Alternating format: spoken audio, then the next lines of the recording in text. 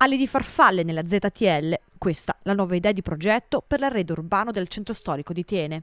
Una proposta che rientra tra quelle attivate nel piano per il distretto del commercio, piano che nel suo complesso vale quasi 700.000 euro, 250.000 dei quali finanziati dalla Regione Veneto. Si tratta di una proposta di valorizzare il nostro centro storico cittadino, il tratto che va dal castello alla piazza, con un sistema di tende richiudibili che possono permettere di fruire del centro tutto l'anno, soprattutto in quelle giornate assolate, in modo tale da creare maggior comfort.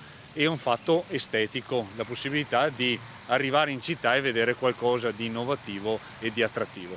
E dopo la nuova illuminazione pubblica, Corso Garibaldi potrebbe vestirsi di nuove forme e colori. Posto molto nevralgico per la città, di grande valore storico-architettonico, tra il castello di Thiene e la piazza Chilesotti.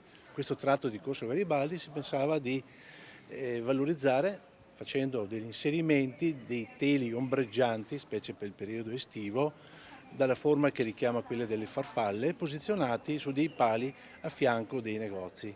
Quindi due linee continue di ombreggiamenti a destra e a sinistra del corso cittadino. Un costo di intervento che si aggira intorno ai 150.000 euro. Il Comune però voleva lanciare un nuovo modo di affrontare il centro storico, che è quello di renderlo più vivibile e attrattivo anche dal punto di vista, se vogliamo, turistico. E quindi la possibilità di avere l'ombreggiamento permette di arrivare a Thiene, di ovviamente acquistare nei negozi, ma anche di vivere all'interno di questo tratto di centro cittadino.